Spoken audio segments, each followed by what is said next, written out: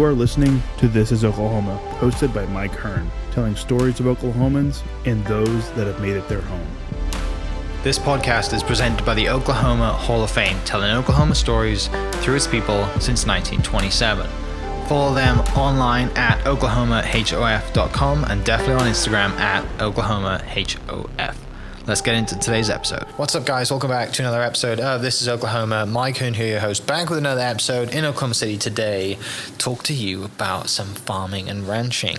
Nikki Callison's with me from Callison Ranch, just to dive into it. And I mean, you have a wonderful social media presence, and I love someone who takes time in their social media and values it as a significant way to market a business and the stuff and tell the stories that you do. Because, I mean, moving into the modern world, everybody's on their Instagram and their thumbs are moving. So I do appreciate other people's Instagram, and I think yours is definitely one of them. Well, thank you, Mike. It's great to be here with you. The Instagram has been a new world over the last few years, and I just love it because it's an opportunity to take our ranching life from day to day, and we are very active on our stories and showing what we're doing across the rolling hills of Oklahoma. Yeah, and most people wouldn't assume that Oklahoma has rolling hills, but from down where you guys are at, it's beautiful out there, yes. Isn't it? Thank you. And I get it. I get the sense when people who I meet who are in farming and ranching, there is a certain understanding of sunrise, sunset, just peace and quiet out there, even though your knees are probably hurting you, your hands are definitely hurting because it's not an easy job to do. So those moments when the sun's going up or coming down in Oklahoma is over the pasture and stuff, and seeing your cattle out there, that's a special moment, and you get to live that every day sometimes. We do. It's it is hard work, but it's very satisfying. It's a good life, good way to raise kids. So. Yeah. So you grew up, in the business growing up. Your family's been in ranching with generations. Yes. Oklahoma ranchers for 3 generations, I guess, here in Oklahoma. But I grew up on a 2,000-acre cattle ranch right on the Oklahoma-Texas border, and with 4 brothers. So very, very busy. My parents' ranch motto was Raisin Kids, cattle, and quality horses. and I think they took the kids part very seriously. And it was called McCoy Ranch. Yeah. And a great way to grow up. But when I got to be a senior in high school, I thought, I want to see the big world. And actually moved to Texas, got a degree in history, and taught school for about 10 years. Wow. But I can tell you the day that I knew I was headed back to Oklahoma, where my heart is. Yeah. And I was sitting with some friends outside a Mexican restaurant, having chips and salsa, and I realized that there was nowhere that I could go around Dallas that I could find peace and quiet like I could on the ranch. And that's when I decided to make my way back to Oklahoma, and I'm so glad I did, because 2 weeks later I met my husband, who's also an Okie. Yeah. So growing up, obviously, you're on the ranch, you're doing everything, there's all hands on deck, isn't it? If yes. You're old enough to work, you're working. Yes. Do you just get sick of it and think, I'm going to go do something else? I'm going to go work in a classroom. I think there are people who feel that way, but I never felt that way. As whatever we were doing on the ranch, we were doing it as a family, and it's how you grow up. It gives you an identity with your family. Everybody else is working just as hard as you are, so you really don't see it as, oh, I'm slaving away. That's not how you see it. It's like right. There's an animal in need. It's our job to take care of them. Yeah. Do you now watch Yellowstone and just cringe at some of the stuff? I figured. And I think one of the biggest cringe moments is just, I have to say, is the language, because none of the cowboys I know talk that way. Yeah. That's one thing that just came to mind. I was like, everyone loves Yellowstone. It's such a good TV show, but from a real life perspective, it's not close. Though, I think from a social media perspective, sure. It has made so many people interested in what we do, because they're like, we want to see what real ranchers do. Yeah. And so it has piqued a Western interest, if you will. Yeah. And hey, if you're on the ranch and you need volunteers, come on down and you can shovel as much crap as you want to shovel. Yes, exactly. Not that that's all you do, but hey, if there's work to be done, we can find work for you, which is awesome. So where does the love of history come in then? If you think, I'm going to go teach history, you must have loved history growing up. Actually, no. When my first year of college, I had an incredible history professor, and it opened my eyes to history, and I just really, really love it. So So from a young age then, you're growing up, education was big for you, so you were definitely going to college, and that was the plan. Yes. Education is what brought my dad to Oklahoma from Iowa. Okay. He came on a rodeo scholarship to Oklahoma State University in the 1960s and stayed and met my mom there, who comes from an Oklahoma ranching family. Her dad was a Oklahoma State representative and a rancher down in the southeastern part of the state. Yeah. I mean, we could sit and talk about ranching and generations for a long time, which we will today, but I'm sure we could talk for a very long time about it because there's so much rich history there. So did you follow Dad's footsteps and go to Oklahoma State? I did not. Okay. I actually ended up in school in Texas, and that's how I stayed there. Yeah. That was closer to home? No. Not really? It was, down by Arlington, Texas. Okay. Yeah. So. Was Dad not happy with that, or was it just? You know what? My parents were wherever you want to go. That's really nice to have, because they're not like, hey, it's orange and that's it, and it's it's America's brightest orange and that's the only place you're going, or you're not going to university. But I should say that my husband is a huge Oklahoma State fan, and he graduated from there. So. Yeah. Yes. So then that's when you meet the professor that teaches you in history, and you think, I'm going to fall in love with history. I'm going to become a teacher. And being a teacher in Texas is much better than being a teacher in Oklahoma, as people listening will know. Well, and in Texas, you actually get a degree in a subject, history, math, whatever, and then you're certified to teach. Whereas in Oklahoma, you might get a degree in education. So it's a little different. And so, I wasn't sure with a history degree if I would go on and do something else with that, but I love teaching in Plano. So when you become a teacher and you start teaching, what age group do you teach? Because there's a very fine line between, you've got to be a very specific person to love teaching little kids, right? Well, I taught 4th and 5th grade, so I taught more than just history. Yeah. But I found that growing up on a ranch with 4 brothers made me a perfect candidate for teaching. So, you're the oldest or the youngest? I am the second. I have an older brother and 3 younger brothers. Yeah, so again, right in the middle, but you're the only girl. So yes. Were you treated like a princess the whole time, or were you treated like one of the boys? No. And I wasn't treated like a princess, but I wasn't a tomboy either. Yeah. So a lot of people ask me, were you a tomboy? And no, but if we were out, swimming in the pond, I was right in the middle of it. So. Yeah, which is I've said this so many times on the podcast. I'm 31. I grew up playing outside. I grew up pre kind of, Call of Duty generation on Xbox and PlayStation. I broke my arm riding my bike. Like I kind of have those experiences. People don't have those experiences anymore. And I think the only place that they do have those experiences is if they grow up in a ranching family. Well, I think there's other areas in Oklahoma that you can do that as well. Yeah. But definitely you're going to get that on a ranch. And like you said before, when you are old enough to, if you want to carry buckets, no one's going to say, well, you're too young to do that. Whatever, you start early. Yeah. So you're in the teaching world then. You're living in Plano. You're far removed kind of from the daily ranching kind of all of that stuff, sun up to sundown work and away from family a little bit. What kind of just brings you back then? Why you 10 years is a long time to be in an industry and a career for a lot of people. Do you just think, I miss it? I did miss it. Yeah. I did miss it. And my heart was, I need to get back to Oklahoma. And I guess there was a plan because, like I said, I met my husband here. But I found that the work ethic that I had learned served me very well. I also did not realize until I went to college that there was anything remotely like a glass ceiling. You hear a lot of people talk about women and a glass ceiling. That was not, anything that I wanted to do on the ranch. My dad's very supportive and not just on the ranch, off of it, whether it be educational wise or whatever. So it was almost a little bit of a culture shock for me to see that there might be a discrepancy out in the world.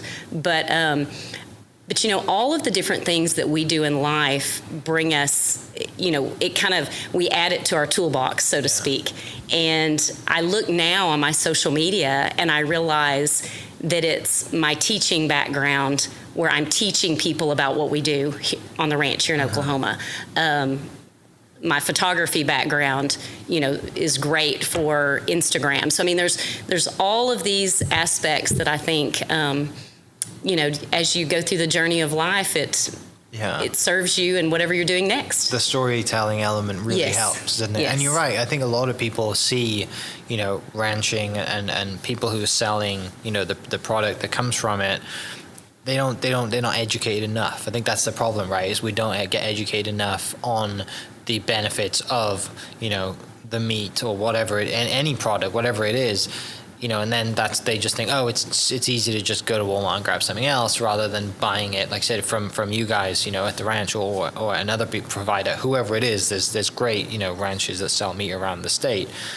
Education is the big problem, right? You don't get the word across, but having that ability to tell stories in a way that people actually want to listen and watch, where they're on their Instagram, has probably served you a really, really, you know. It does. I think also, really you know, a few generations ago, everybody had a grandfather or an uncle or somebody that had a farm, you know, that they might go visit in the summertime or whatever. And now I find more and more families that are 2 or 3 generations separated, and they want that connection. They want that connection with a personal rancher. They want that connection with their food source.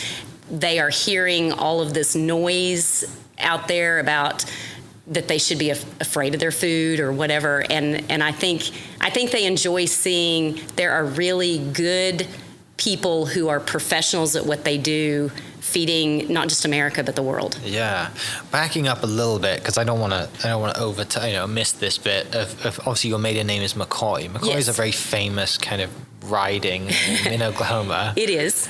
And obviously you have pretty famous brothers in that. Were you equally as like, I want to get on a horse, I want to do all the riding and be as competitive as your brothers? Yes, I actually, even when I was teaching school the summertime, I would barrel race competitively at a professional level. Wow. So yes, definitely growing up, and I rode English and Western, and you know, it just, horses I loved. But yeah, my brothers, a lot of people in Oklahoma don't even know that they have a sister, I think, because I'm a little bit older than they are. And they were on the Amazing Race 3 times. So I think that gets a lot more traction. But well, for the people who don't know, like myself, don't know the difference, what is the difference between Western and English?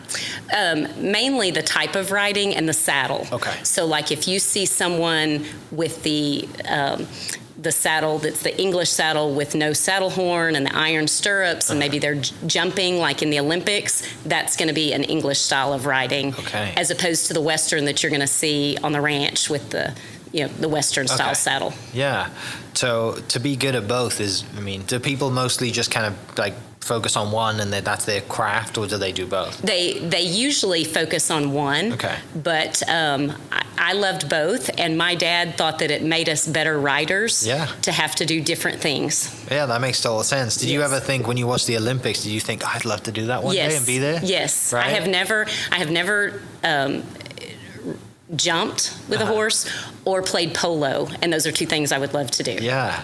That was, because I mean, that's the thing, obviously, that people, you know, back home, and I was in a house the other day, and there was a giant painting on the wall of you know, the people back home in the UK in their red coats, and they were going fox hunting. Yes. And I was telling my friend that I said fox hunting's now banned in the UK, but they allow it on one day a year, and it's the day after Christmas. Okay. It's still banned, right? But they just kind of put up with it for one day of the year. You know, no one's going to stop them because everybody's doing it. Yes. But it's really cool to see them just jumping, you know, riding through the fields, jumping hedges, you know, that are 6 to 8 feet high. I would think you would have to be fearless to do that. Oh yeah. I can't imagine. Oh, no thanks. You know, and I've never really been comfortable on a horse. I had a terrible experience when I was a kid, and it's kind of ruined me, and I need to get over that fear and get back on a horse. But they're amazing creatures. They're beautiful, and obviously horse racing in the UK is quite a big big sport, and yes. horse racing tracks and owners, and that's the horse racing that I see when I grew up. I never saw the farming and the ranching side and the barrel racing side. I mean, that's a serious skill, and you've got to have a lot of confidence, both of you, to do that. So I'm sure it was exhilarating to do that. It was exhilarating, and I enjoyed that time in my life, but I think being able to ride also makes it fun now on my social media, because we lease 1,400 acres from the Nature Conservancy. Okay. And just to kind of give you a little background with that, there's an area that we call the Prairie Preserve that's close to where we are, and they are researching that area and how can we, take this land back to how it was at the prairie and how it changes. And so anytime that I'm out there checking our steers in the summer, I may see a van of college students from Kansas or Oklahoma, come across. But we don't use any type of wheeled vehicles out there. So I go check the cattle on my horse. And when I'm out riding, I just take my cell phone, and I may be galloping across the pasture and videoing and talking, and I'm constantly have people ask me, who's out there videoing you while you're doing that? And I'm like, nobody, just me. Oh, that's so good. You're right, though, because and to that point, there's so many ecosystems in Oklahoma, right? And that's one of the great things about this state. But the fact that you get to see firsthand the kind of rehabilitation of an ecosystem and share it. Yeah, it's awesome. So I may get off my horse and be like, okay, look at these bees all over this, or right. See how the cactus is blooming, or it's fun. I guess that's the teacher side of me. Sure. That wants to get off, and I have people from all over the U.S. that are like, oh, we love when when you're on the prairie. So right, yeah, and it also gives you kind of people see you riding your horse, like, okay, she's legit, she's real, she's grown up, she's not just someone who's saw the business opportunity to go sell meat. It's like, oh yeah, now I do this, coming from teaching. But back to teaching and riding professionally at the same time, did any students find out, or any of your peers and teachers, what are you doing on the weekend? Are you sure? Yeah, sometimes. What did they think of that? Did they just think that was the coolest thing? I think that they really enjoyed some of the stories that I had to tell, not just from rodeoing, more just growing up on a ranch, because it was different. And we had a mule we called Samuel. Very clever, I'm sure. And my brothers and I would back him into the pond and get on him and jump off and swim. And those aren't things that kids growing up in Dallas, Texas, had seen. But I enjoyed telling the stories. So then fast forward, then you make it back. You think, I'm done teaching. Mm-hmm. I'm moving home. I'm going to do the get back in the family business. Actually, no. Really? Because my family, by that time, my brothers were married, had their own land or places. My dad and mom had started in they actually raised professional bucking bulls. And so our ranching life had changed. Okay. And so it was my husband, when he and I got married, he had grown up in a ranching family from up by Miami, Oklahoma, and has a degree from Oklahoma State in ag economics. And when we started dating, we talked about what do we see our life looking like. And he actually has a commodity trading business that he continues, but we said, we want to raise children on a ranch. Yeah. And fast forward just a little bit, after we were married a year and a half, we actually adopted 3 children all at one time. Amazing. That were full siblings. Yeah. From the state of Oklahoma, and so that's incredible. They are grown now, but it was quite an adventure, and just living in the country was a good way for them to grow up. How does that come about? How do you because I had a similar conversation with Dr. Shrum. She also has 3 adopted kids I didn't from realize Ethiopia. That. Yeah. Okay. And they're all at Oklahoma State, actually, I think. How does that happen? Well, my husband and I knew that I could not have children. Okay. And so when we got married, we knew that we would adopt, and we started the process. And we were actually just on the verge of making a trip to Russia to adopt. And we had done our home study here, and we got a call and said, we have 3 that are legally free, and we want to try to keep them together. Yeah. And they knew that I had grown up with 4 brothers, and they said, we think that you guys can do it. Amazing. And so they were 4, 2.5, and 1.5 when we brought them home. Yeah. Was the plan early on just to do one, or was it just kind of, we'll just see what happens? Well, to do one, and as we were talking to people about going to Russia, we were told you might as well get 2 because of the cost. And so really 1, maybe 2, definitely not 3. Yeah. But it's been awesome. So. What a fascinating and amazing experience to have, because it's very rare that you get 3 together, right? And obviously for them, they obviously want to keep them together, but to have that and to have them, at such a young age too, and then get to raise, that's fascinating. Yeah. Yeah, And so they grew up, with 4-H and horses. Yeah. And Well, I mean, I love that. I think that's brilliant. And growing up, like you said, on the ranch and giving, your kids now that lifestyle of growing up and all the kind of little values that you had and learned everything. And our son especially, the ranch gave him an opportunity to heal. There's a saying that's the outside of the horse is good for the inside of the man. Yeah. And I think it was good for all 3 of them. Oh, that's so good. So good. How old are they now? They are 24, 23, and 22. Yeah. Are they on the ranch? Are they involved? No. Or do they do their own thing? One daughter lives with us. Okay. And she actually has a little one. So they moved back in with us. And so our granddaughter is growing up on the ranch with us. That's amazing. So, yeah. Oh, it's so cool to have that, and something I never would have expected. But that's brilliant. And that's one of the reasons that we do this podcast, is to share stories like that. Like that's special. So, what an awesome little turn to have. I love it. So obviously, you have a grandchild, which is incredible because they're special, and yes. Now you get to spoil the grandchild, right? Whereas Mum's probably like, stop giving him candy, and you're like, no, I can do whatever I want. Well, actually, we don't give her candy, but we just bought her a pony. So that's the ranching alternative. She's 20 months and she has her own horse. So I think that we're well on our way. Yeah. Oh, that's awesome. So then you and your husband have this experience. You get into you have the ranch and you get into the business.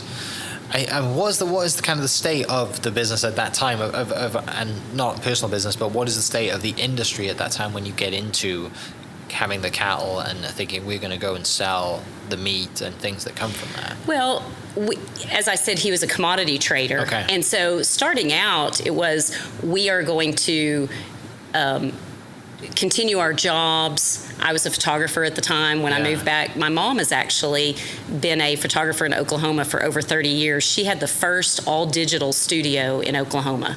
So when I moved back, she taught me a lot of those skills, and I was doing that on the side. Yeah. As I said, we were only married 1.5 years when we got the kids, so I pretty much had my hands full at that point.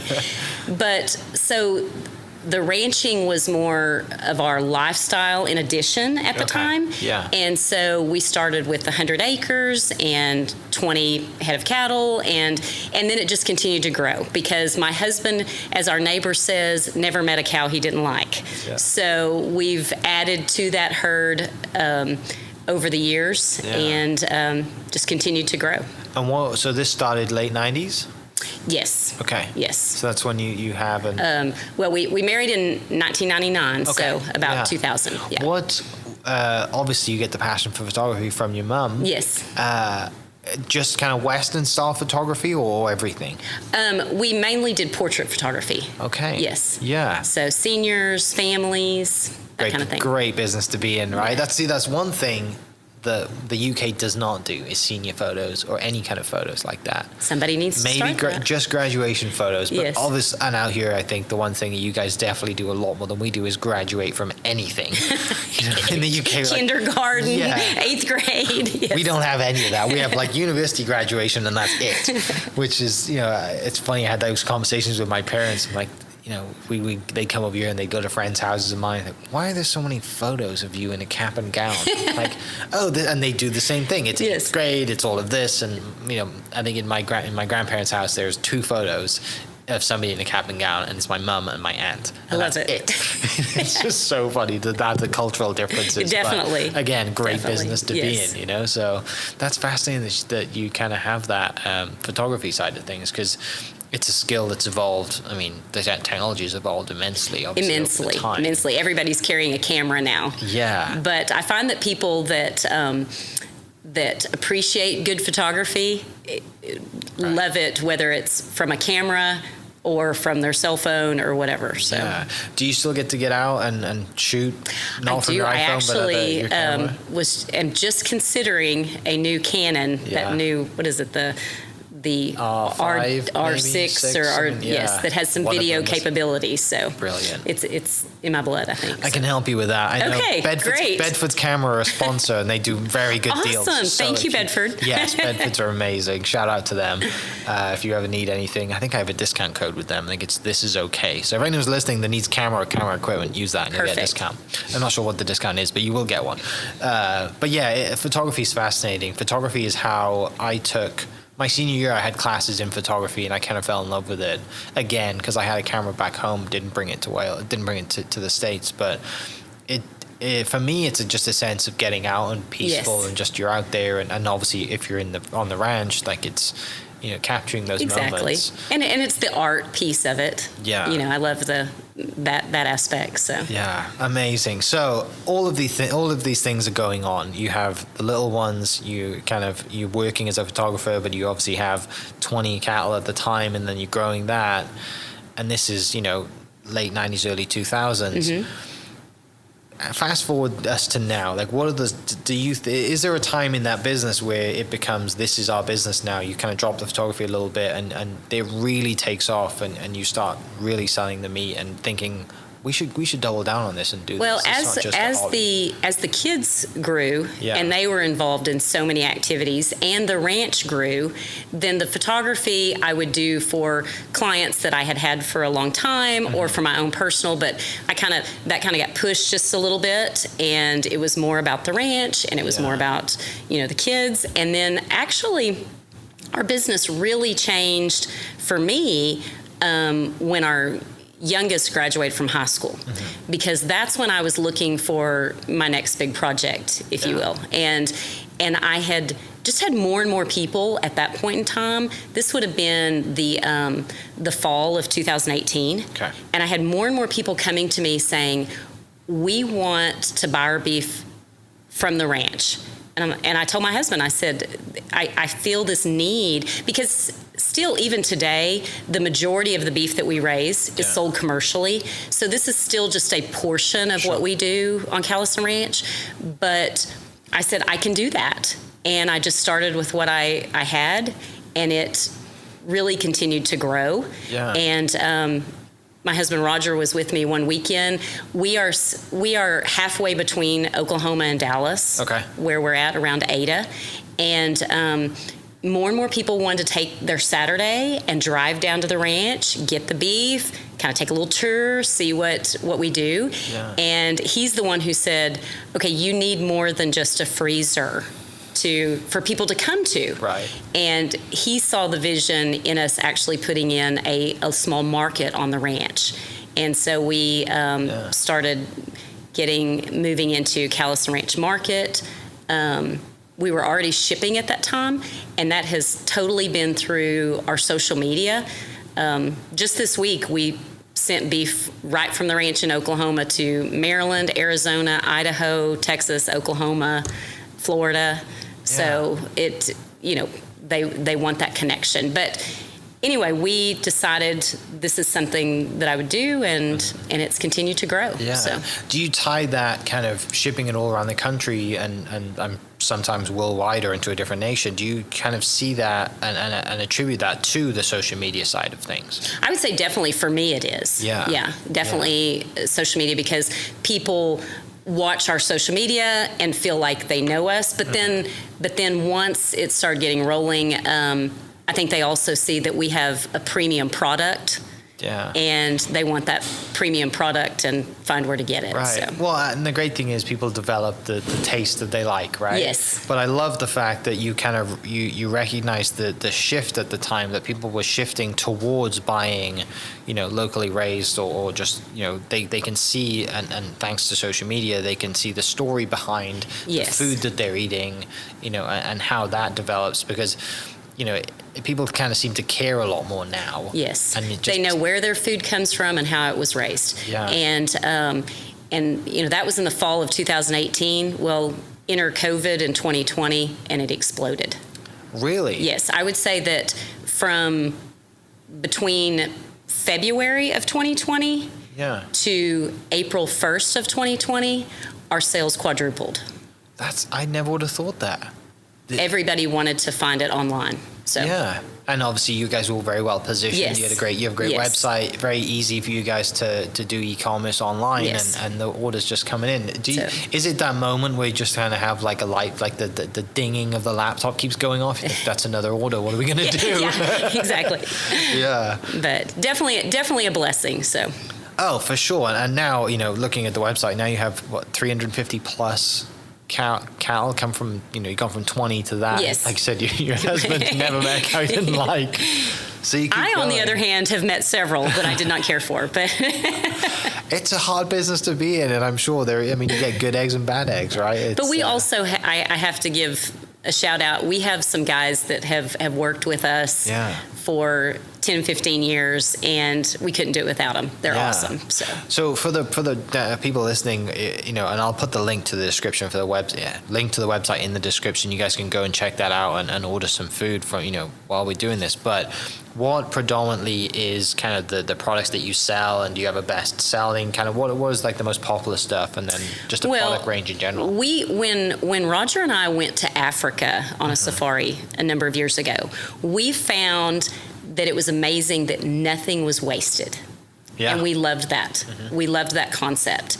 And so when we take our cattle to the USDA processor, which we use one right here in Oklahoma that's USDA certified, we said, if we can bring it home, we want to. Okay. So if that's the head, if that's the oxtail, everything. Yeah. And so we find that we have a huge market for every piece, if you will. If you're wanting to make lingua tacos with the tongue, we can help you out. Yeah. But I would say that biggest sellers are going to be your ribeyes, and we do a really neat tomahawk ribeye, some things that maybe a little more difficult to find in the grocery store if you want that high-end restaurant quality. So we're able to do that. And then also our beef sticks are super popular. So going back, tell me about Africa, because that is something that is on a lot of people's bucket list, is to go on a safari to Africa and just experience that. Yes. How does that come about, and how long are you there, and is it just like a fact-finding mission? Like what is how do you go about that? That was kind of on my husband's bucket list. Yeah. And so we planned, scheduled it like 2 years out. And I actually traded the photography of a girl's wedding, where I did the photography, for her to keep my kids while I was gone to Africa. So we did a little barter there. Yeah.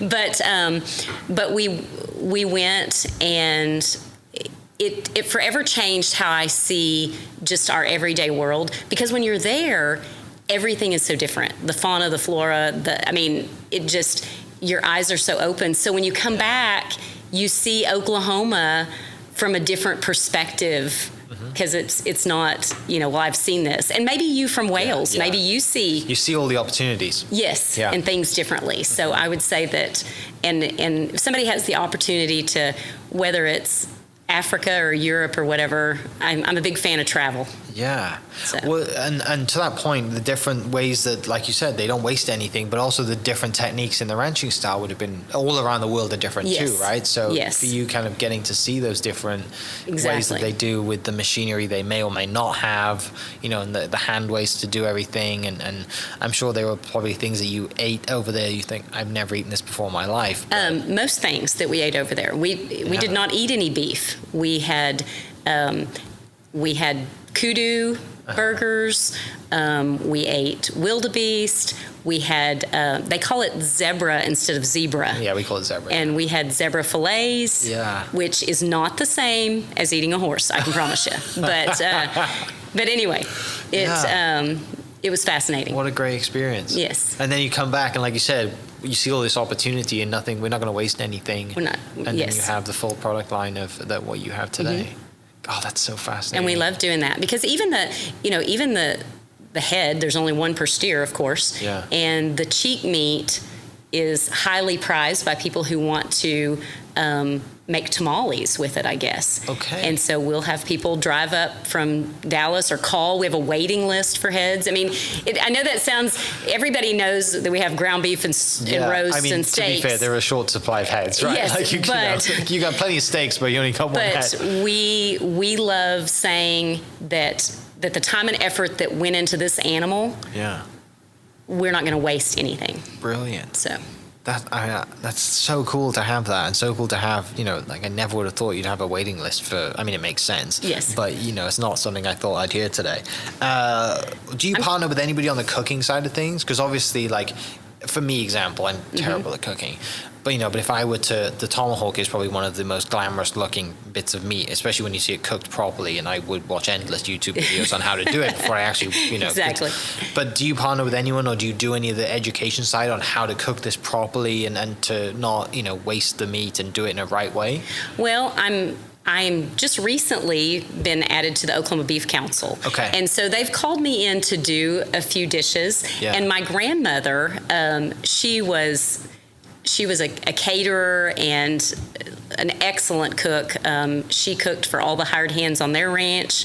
And so, and I did a lot of the cooking. My mother does not like to cook either. Yeah. She is a very, very artistic, talented person, but cooking's not in her wheelhouse. So when you've got 4 boys that you're trying to feed and your daughter likes to cook, I did a lot of the cooking. So I would say that a lot of things I make may not be glamorous, but they're good. Yeah. But to answer your question, I think that I've gotten more into the cooking recently as far as just showing it on social media, because I have so many people say, well, I would love to buy a brisket, but I don't know how to prepare that. Sure. And I'm thinking, okay, here's a void in my industry that I can show you how to do that. Yeah.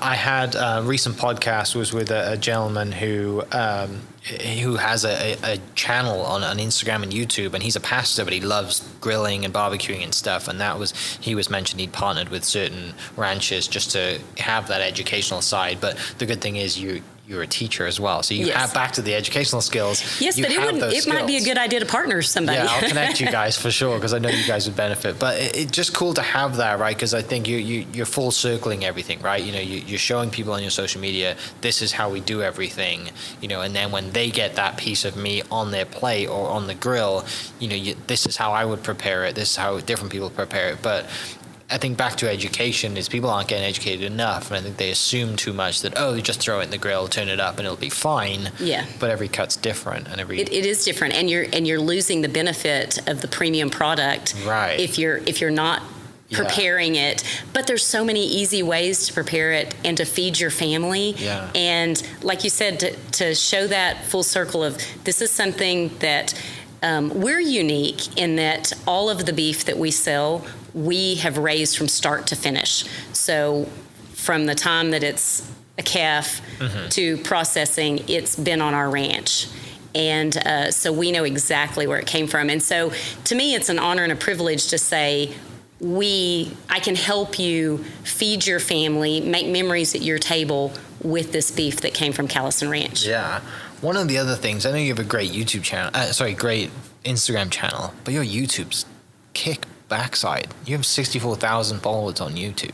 I didn't even know that. I might want to get on YouTube more. I can cut this out if you want, but you should definitely use that as a marketing tool. Okay, I'm gonna make that a personal challenge to do more YouTube. I'm looking at your YouTube channel right now, and you have 64,000 subscribers.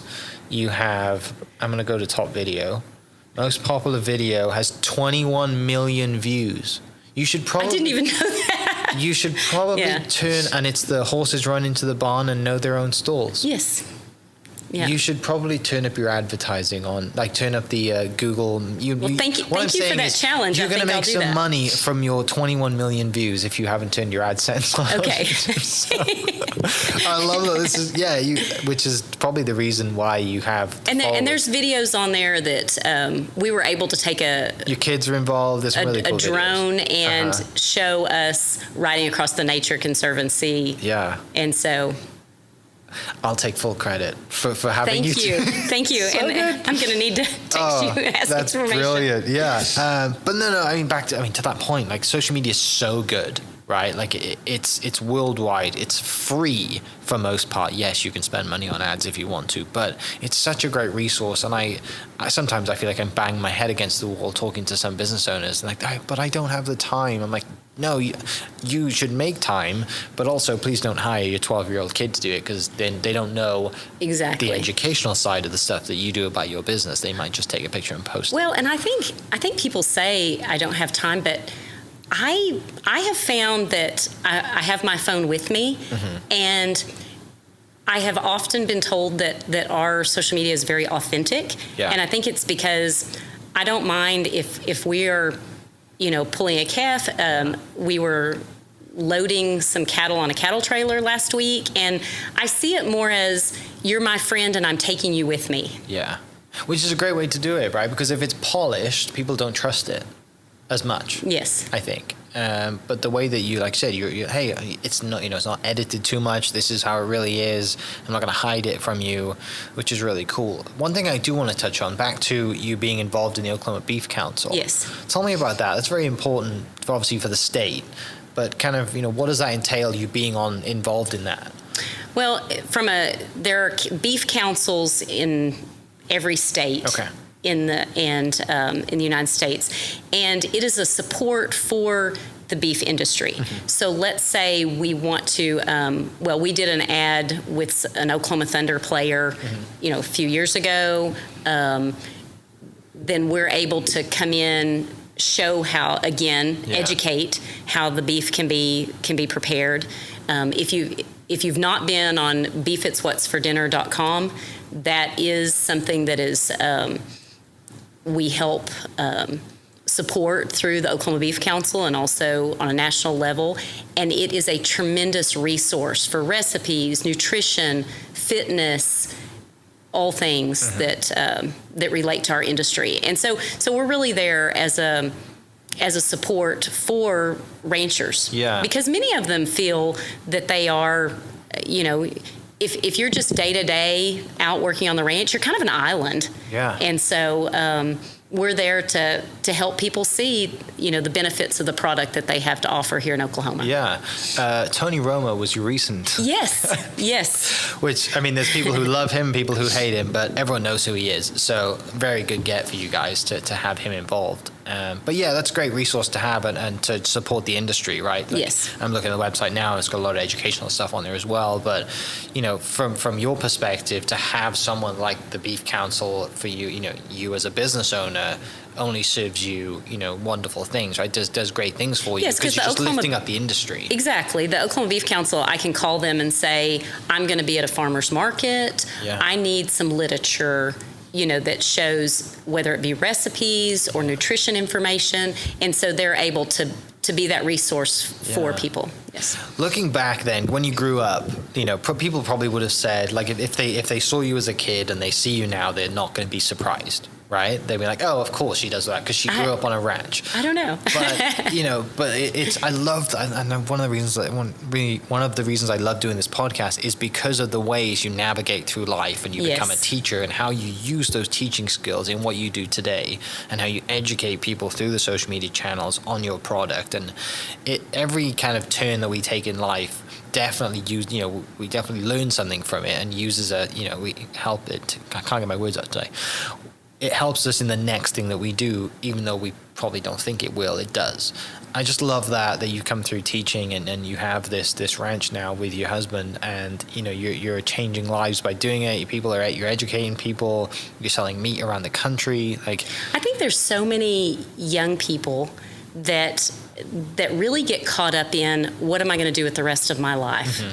And I think instead, if we can focus on some of those, what are you interested in right now? Yeah. Go do it, and do it with a passion. Do it with hard work. Look for opportunities, network, meet people, and then that's going to lead you to another opportunity. And we have different seasons in life, and that's part of the fun of life in general. Instead of looking at it of, I've got to get this job, and that's where I'm going to be, and this is my, open your eyes, and there's a lot of opportunity out in the world right now, and social media opens up many doors. So. Yeah. For people then who might be listening or might be watching this podcast then who think, hey, I want an opportunity to go learn somewhere, do you guys take interns? Is there an opportunity with you guys, or through the council do you know places that do take I do know places that take interns, and I've actually recently had many people reach out. So I'm looking at taking a couple of interns. I actually spoke to a group of students from Purdue University recently, and several of them were like, we need to come to Oklahoma. So yeah, tell me about the coffee side of things. That's on your website too. Yes. Yeah. We have found that not only with our beef, but I feel like we've worked really hard to brand ourselves. And as I said, we opened Callison Ranch Market, and with that, other products have introduced themselves, and we found another small business that we were able to partner with that roasts their beans in small batches. Yeah. And we now have a Callison Ranch coffee, and then other flavors, and so we offer that. Yeah. A lot of swag products, different candles, and we're actually looking at launching a number of new products this fall. Okay, yeah, because I'm on the website looking at the list. You got candles and scents, cups and mugs, aprons, spices and salts. Obviously, it's a big one because I think goes with the meat. I think too. that needs to, as I expand the cooking, the spices definitely. So. Yeah, and then beef sticks has its own thing because it's very very popular. Yeah, that's so. I mean, the good thing is, and when you look at all this stuff, and when you can actually sit back for once and look at the business and think, where is there opportunity? And then you find the time to dive into things, right? And you might struggle with this because I know I do. Is I take 10 things at once. I can do all of these things, right? And then you think, I need to rein it in a tiny bit more. You might be like me, more ideas than you have time. Yes, 100%. But the good thing is, we're kind of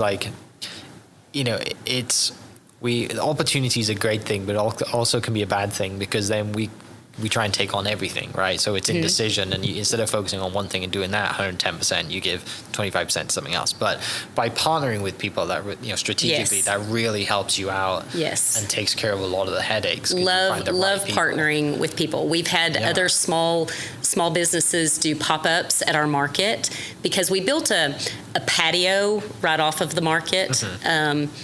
And so that we could have some events there. We're really looking this fall to do some long table suppers. I think that ag tourism in Oklahoma is really just getting that would be amazing. Getting rolling, and people like to come and just be there. Just be at the ranch. To have that starlight supper kind of experience out in the middle of nowhere. On the and ranch, we would love to have a chef and him talk about the cuts and make it an experience. I think people are looking for experiences in their life, especially after the whole last 2 years. You're of so being right. locked inside. Everyone wants to get out more and do that. And even if it's just driving down for the day and taking a tour and coming away with some meat and some swag.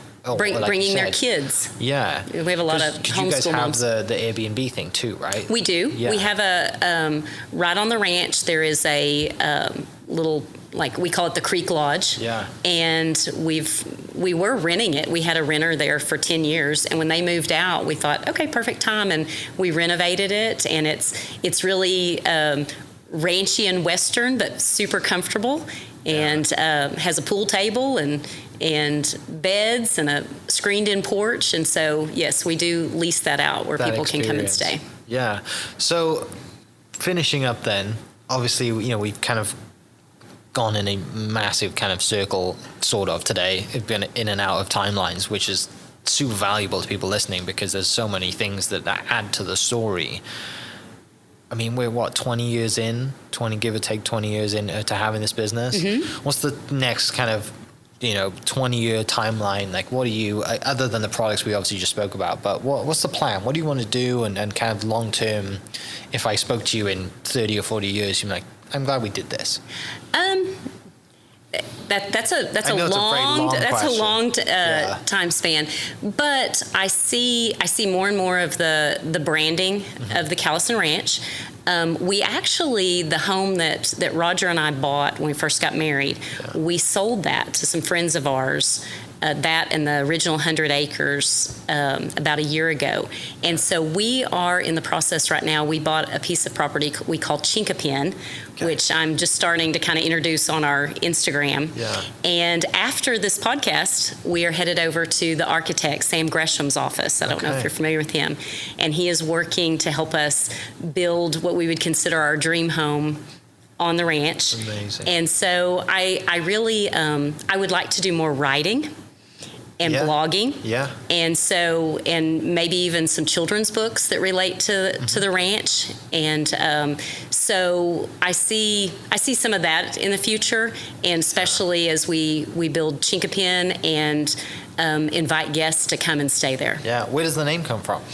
The Chinkapin oaks that are on the property, the Oklahoma tree that are there. We thought that was unique. And the house, are we talking a kind of massive barndominium? Are we talking like, what is your, it's not going to be a giant steel glass structure, obviously. No, it's not a steel glass, and it's going to be on the banks of a beautiful 14-acre lake that is there on the property, surrounded by the Chinkapin oaks. Yeah. And probably more of a mountain modern type home, but definitely something with that we see as plenty of bedrooms to host groups and maybe even have weddings out there and that kind of thing. So awesome. Do you know Brett McPherson?